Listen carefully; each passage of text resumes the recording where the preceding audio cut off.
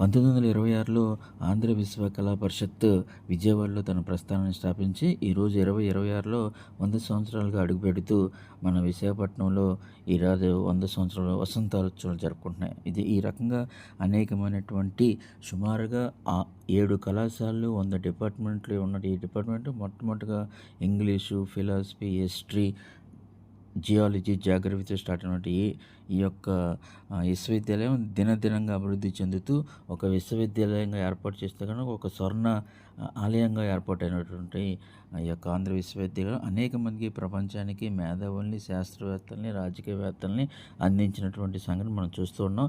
ఈరోజు మన కళా పరిషత్తులో ఉన్నటువంటి అనేక మంది సుమారుగా 1000కి పైగా ఫారిన్ విద్యార్థులు ఇక్కడ చదువుకుంటున్నారండి. ఇది ఏ రకంగా ప్రపంచవ్యాప్తంగా ఎంత గుర్తింపు పొందిందో మనందరికీ తెలుస్తూనే ఉన్నది. అదే రకంగా ముందు ముందు కూడా అనేక రకమైనటువంటి కోర్సులతో ముందుకు సాగాలని మేమంతా కూడా ఈ సందర్భంలో కోరుకుంటున్నాం.